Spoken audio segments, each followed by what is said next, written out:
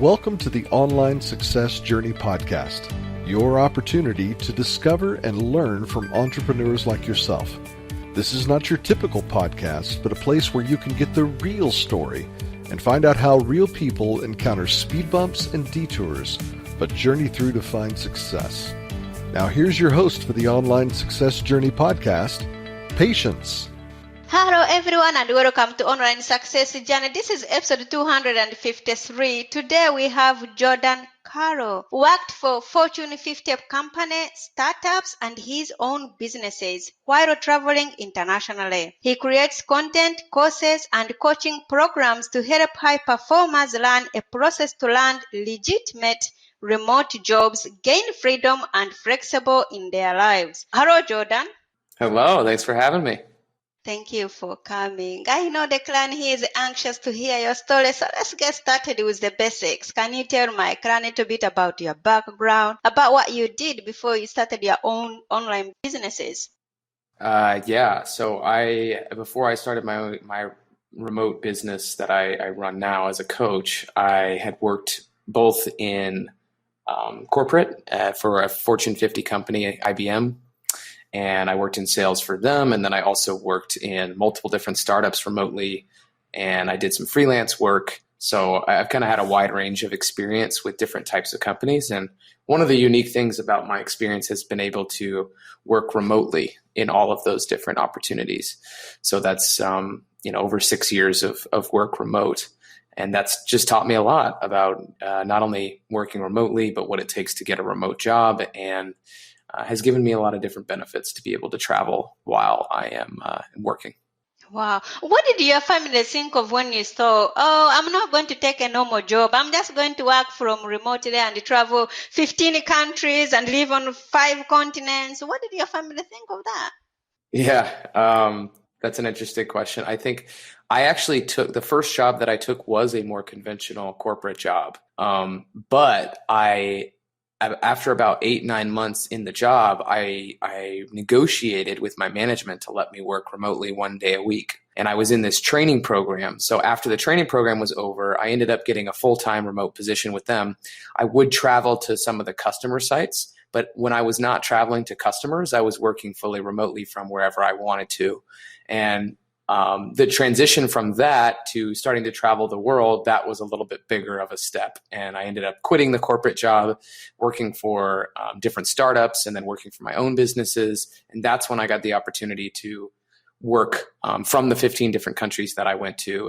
And my parents, they're people that have not really been outside of the United States where they're from. So it was kind of a shock to them that I was going to do that, and they were supportive, but they don't quite have the same experience that I do. So they've just been curious, they just want to know what it's like, and they have a lot of questions, but they were still excited for me when I decided to do that, because, I have been fortunate enough to support myself and be able to get these jobs that allow me to earn income while I'm doing that too. Wow, what a background. What is the most dangerous belief an entrepreneur can have, or a remote worker? Yeah. So I'd say for a remote worker or someone that's transitioning to remote work would be that working remotely is the same as working in an office. And when I say that from the surface, I know that they're not the same. They are different, but there is what we'd call a learning curve to working remotely.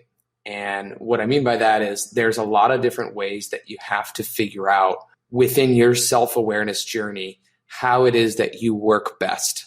Because if you work best in an office, in an environment where there's more structure, where you have people to report to, where you have colleagues to socialize with, you may find out that working in an office is actually better for you than working remotely. A lot of people, when they start working remotely, especially now, because a lot of people have been forced to work remotely, they're finding out that they actually don't like, they don't find themselves that motivated, or, they don't like working remotely because there's no social aspect, or they don't like having to come up with all their own self-motivation.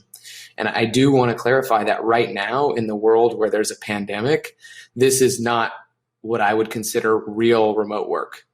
This is like work from home emergency pandemic remote work, which is not remote work. Real remote work is the flexibility and freedom to work from coffee shops and, travel and do the things that you want to do, create a lifestyle around your work.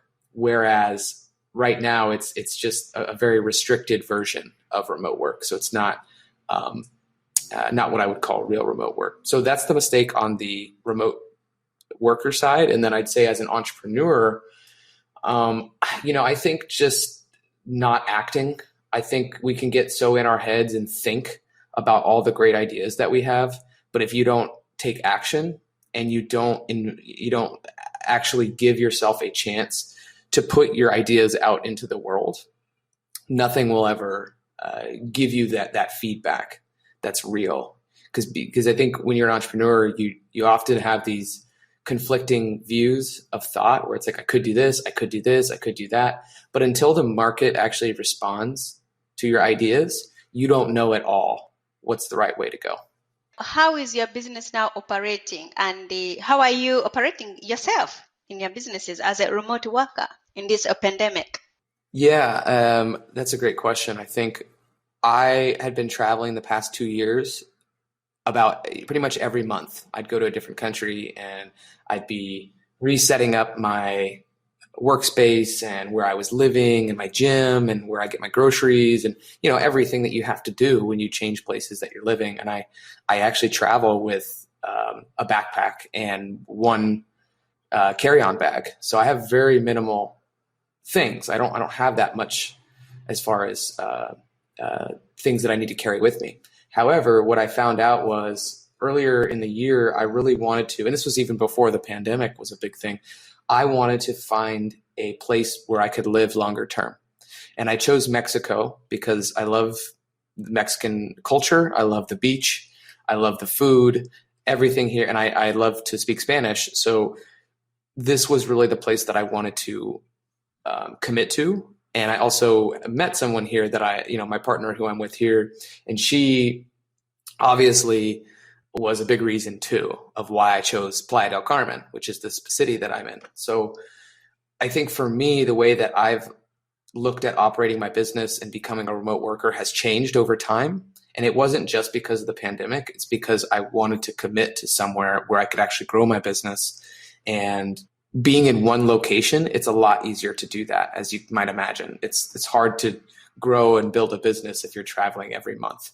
So at this point, I have different clients that I work with that are looking to find remote work, and I have different coaching programs, and I create content for those people, and I have a jobs finding service. So there's a lot of different things that I do as far as helping people along their journey in finding remote work. And it continues to change, evolve, and grow, but that's kind of where I'm at now. Wow. Out there, those people who like to really do what you do, what advice would you give them, and how to spot scams? Because you are always going to find people who are really taking advantage of these people who are working remotely. So what advice would you give them? What's really funny is that the day that we are filming this, I posted a video on YouTube about this. So literally a couple hours ago, I posted a video about this. So it's really fresh in my mind. So I'll give you 5 things, and maybe you can even link this video if it's relevant. But one of the things is that if a job listing focuses on work from home in the title, it doesn't mean that it's fraudulent, but companies typically want to focus on what the role is, not that it's a work from home job. So if the main focus of the actual job is that it's a work from home opportunity, it's something to be skeptical about. Because typically if it says work from home job, great pay, low hours, like they're trying to get your attention so that you apply to it. Real remote jobs will say we're looking for a product manager, right? Or something where it's like clear about what the type of position they're looking for. And that goes to the second thing, which is it's too good to be true. So if the money is very disproportional to the hours that they claim you're going to be working, there's a chance it's a scam. Because they like to sensationalize those things, that you're going to make hundreds and hundreds of dollars an hour, thousands of dollars a week, and you're only going to work an hour or two. That's just not how the world works. So just watch out for that. If there's very little information on what the actual job is, so if it doesn't have a proper job description, which says, here are the requirements of what we are looking for from you, here are the things that we expect. Real remote jobs will have those descriptions and requirements listed. If they are limiting the information that they're sending you, it's for a reason. So they typically want you to be curious enough to reach out, and then they've kind of got your attention.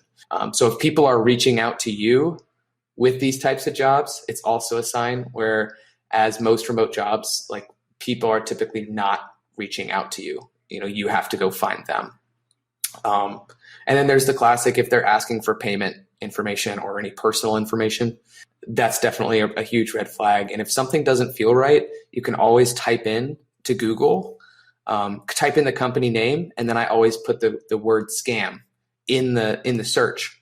And you'll find that some people will write reviews out there about scams, so that it'll quickly kind of come up. And then you can also check Glassdoor, which is a good resource, and also the Better Business Bureau if the company is in the United States. But Jordan, why do you do what you do? Why? Yeah, because remote work saved my life. It fundamentally gave me more opportunity to not only change the way that I lived from a lifestyle perspective, not only get healthier and feel better about who I was, not only get over anxiety and depression and really low points in my life. Remote work gave me the opportunity to really explore all those things. Whereas if I was commuting to an office and was numb to, the way that I felt about my work and didn't have enough time outside of work to really explore some of those things, I wouldn't have had the opportunity to travel and learn as much as I learned. I wouldn't have had the opportunity to invest in my hobbies and other activities. I wouldn't have had the opportunity to make my own food as opposed to going out all the time. Like, there's so many things. Remote working is beyond just not going to an office. It's everything that has to do with your life can be changed. So for me, when I say it saved my life, I don't say that to sound dramatic. It's true. It actually did. And I want to help other people who need the liberation, need the freedom, need the flexibility to spend more time with their family, to build a lifestyle around work that they actually enjoy. And when I have someone who gets a remote job because of the programs that we've been doing together, there's no better feeling in the world for me. Do you mind going into details? Why do you think a 9-to-5 job was not for you, but this remote job saved your life? That is a big word. Sure. It is. It's a huge claim. Well, I'll say this. When I was in corporate and I was working 9 to 5, and I was even just working a job that didn't have as much flexibility that I needed, and I wasn't enjoying it, I went through some very dark anxiety and depression riddled times, where at one point I had considered suicide. And when you think about what gets you out of thinking in that way and what gets you out of those deep depressive states, there are certain things that you can do. But a lot of the things that got me out of that place were only available to me because I was working remotely. If I was not working remotely, I don't know where I would have been. I don't know how I could have coped. Because if you have to go into an office and you're having those types of thoughts and you're having those types of feelings, you have to commute and go to an office and actually pretend like nothing's wrong. It's really hard to do that. And I think it actually makes it worse. So being able to work remotely, you can take time for yourself during the day to meditate on things, to listen to audiobooks, to talk to friends, family, to make therapist appointments, to do the things that you need to do to get your headspace in a better place, right? So when I say it saved my life, I mean that the opportunities that remote work created for me and enabled me to do, fundamentally gave me a better outlook on what it is that was possible for me. Thank you for sharing. Sure. Sorry for intruding in your life, but thank you for sharing. we're on a podcast, so that's what this is. This whole thing is intruding on my life, and I'm okay with it. Okay, thank you. Sure. Let's put man aside. How do you know you are successful? How do you know you're successful? I think first and foremost, people can define success differently. How do I know that I'm successful? I mean, I think for me, I wake up every day and I'm excited. I'm excited to get into the work that I'm going to be doing. I'm excited and feel like I have a sense of purpose. I feel like I'm making progress. I feel like I'm doing something that's actually changing people's lives. To me, that's success. Now, I think when you put contribution to others, when you put purpose, when you put intention all first, that's when money comes. And that's what I think success is when you can put your purpose first, you can put your service to others, your contribution to others first, and you can genuinely mean it and you can be authentic about it. Then I think you become successful in some ways. So when I wake up and I have that feeling of I'm really excited for today, I can't wait to jump into some of the tasks that I need to do for my clients, or I can't wait to jump on a podcast and talk about these things. Like that to me is success. Can anyone be an entrepreneur, or are some people more cut out for it than others? Yeah, I think that's a good question. I think all of us have, and I don't know if you've read the book, but there's a really good book. It's called The E-Myth. So the E-Myth talks about 3 different people that live inside of us. One of them is the entrepreneur, like the dreamer, the person who basically, the part of you that's not afraid to take those risks, that is willing to put a business and systems into place that basically get you to that level where you can work for yourself and also employ other people and do those sorts of things. There's another part of us that's like a technician, the person who does the skills work. Like that's you actually executing on your coaching or on some of the actual things, the tangible things that you need to produce. And then there's the manager, the person that kind of has to manage everything and be organized and structured. And those 3 parts of us are in everybody.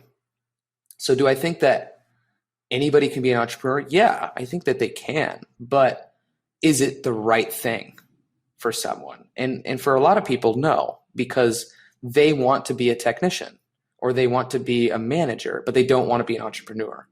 And if you don't recognize how those things appear in your life and how the technician tries to take over when it actually should be the manager or the entrepreneur, then you'll always be stuck with an employee mindset, even if you're an entrepreneur. And that's one of the worst things that can happen to an entrepreneur is that they have that employee mindset because they're very, very different ways of thinking. What have you learned from business as a whole? It's never as easy as you think it is, but it's often more simple than you think it is.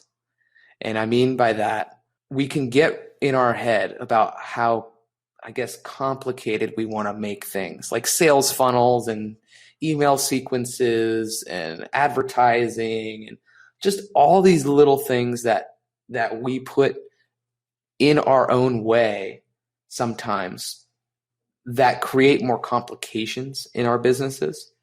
But in reality, a good business is simply a set of systems that create predictable results.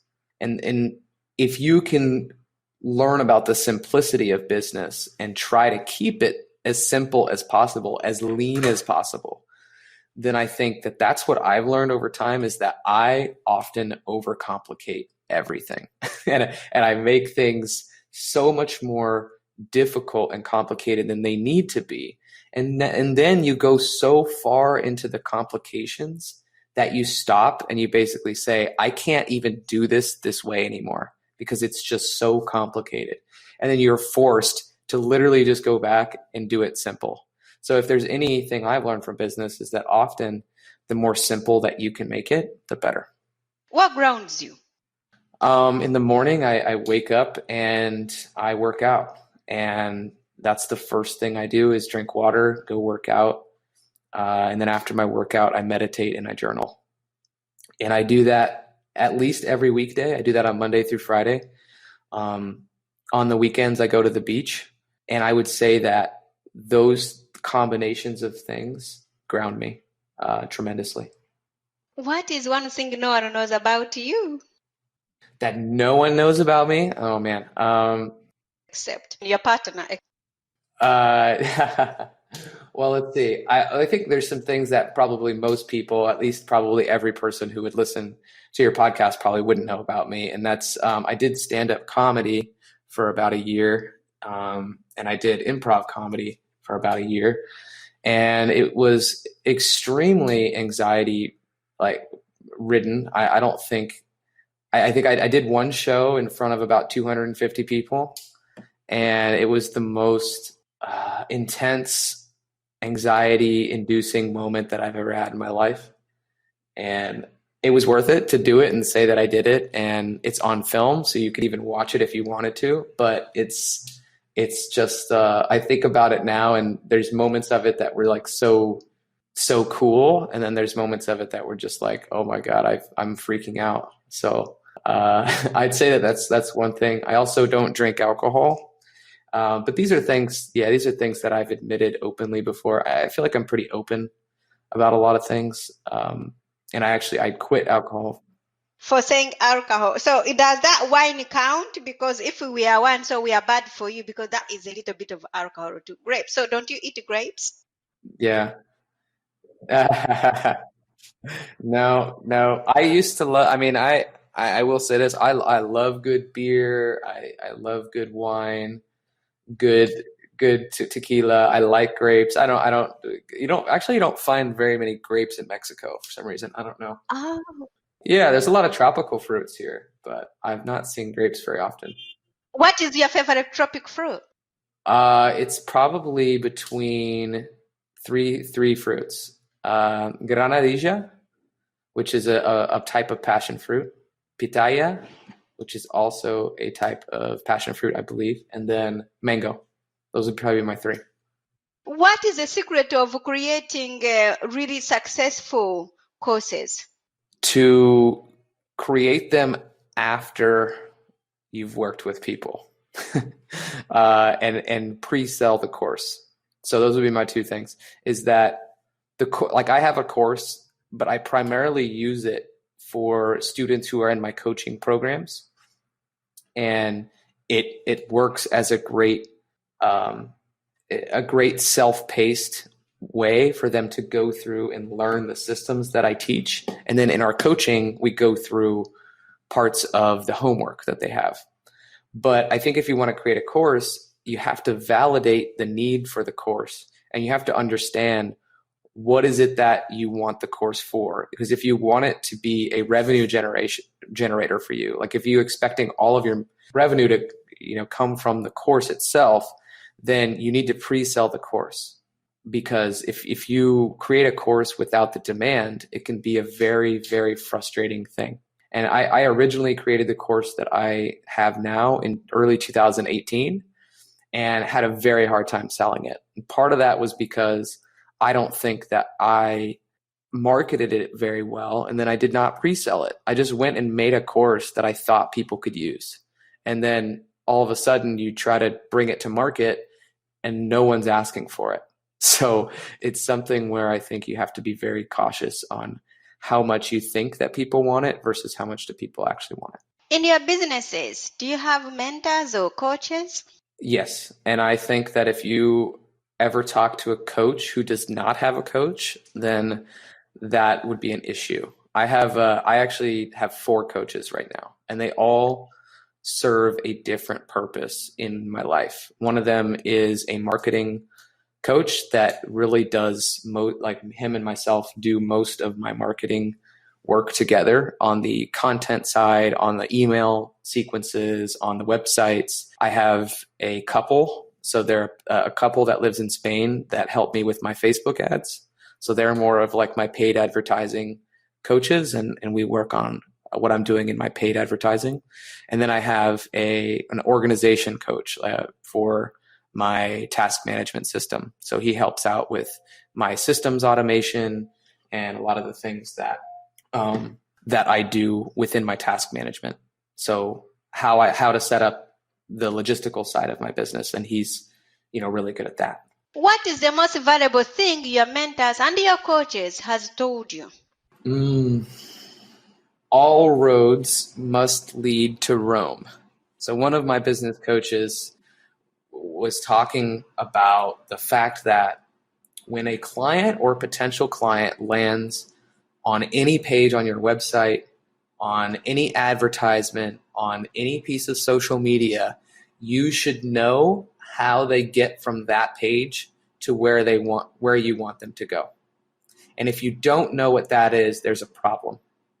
So one of the keys is that you need to point them to quote unquote Rome, to where you want them to go. So for me, in a lot of the content, and I'm in website, if you go there, you'll notice that most things end up pointing to having a call with me, a strategy call, because that's where everything should flow for me, because that's how I get customers, is through my strategy sessions. And that's how I help more people, is through my strategy sessions. So those are, for me, that's where I want to point people. So just being very clear on how you're pointing people through their customer journey as they go through the different places on your site. What is the most valuable thing you have ever given away? Oh, wow. That's a good question. The most valuable thing I've ever given away? My time. I think for me, it's really valuable to give back. And I have a few different mentees.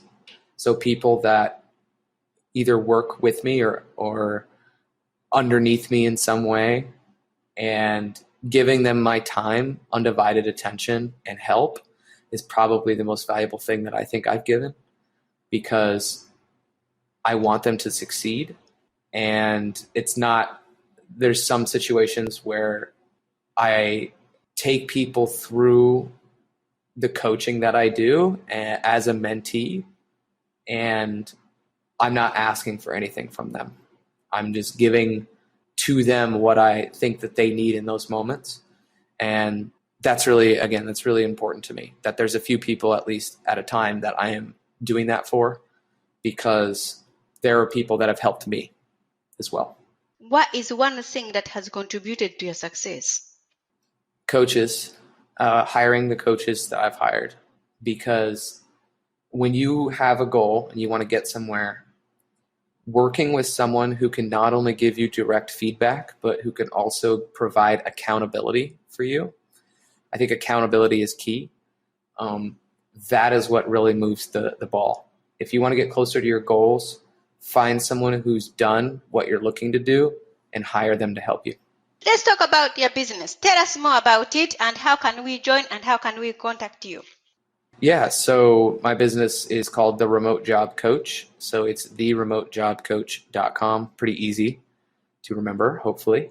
And I offer a wide range of services on the site. If you look there, there's a bunch of free content downloads. So I have a place where there's kind of resources. So there's free trainings and a free Facebook group that I have about 600 or 700 people in now, where I post weekly job updates and I post content and all sorts of stuff. So that's the best place to get started. And then if you want to work with me, then there's different options to do that. But I always recommend starting with a strategy session, because that way I'll get to know you a little bit better. And then if I have a certain type of service or program that I think would fit the person, then we talk about that. What is your clientele on one-on-one? Because I see you have 2 programs. Yeah, so the clientele that I have are typically people that are good at their job. They've been really good at performing in that role. They have remote transferable skills. The position that they have could be done remotely, but for whatever reason, the job search process is difficult for them, and especially a remote job search process. And I want to clarify, because we were never taught how to search for jobs. It wasn't in university. It wasn't in high school. No one ever teaches you that in the traditional educational system. They also don't teach you networking and interpersonal communication, like social dynamics, things that are really important to the job searching process. They don't teach. And then add another layer of complexity that you're looking only for remote positions. It's just hard for some people to know how to do it, and they don't have a process. So the people that I talk to, they open their computer and they don't know what to do. They don't even know where to start. But again, they're high-performing individuals. They're people that have done well in their jobs. So those are the best people that I can work with, and sometimes they have a position right now that they're working, but it's not remote, or it's only remote during COVID. And what we try to do together is get them placed into a remote position, and we work together to do that. What budget would be looking to work with you, like a one-on-one or maybe a group session, so we know where to start from? Yeah, that's a good question. I mean, my programs and how people can work with me is anywhere from free with my content and some of the resources and the group stuff that I do, all the way to thousands of dollars. So up to probably $5,000 is kind of the range. And anywhere in between, there's places where I help people solely with the job search process, and they want to do it by themselves. I've got ways to help them there. And then I've also got a group program, and then I've also got, if they want just one-on-one attention, we do that too. So where can we find your programs, and how can we connect with you? Yeah, the remotejobcoach.com is the best place, and you'll be able to find all the resources there, as well as my services page. And I'm pretty responsive, so if you wanted to send an email, that works too.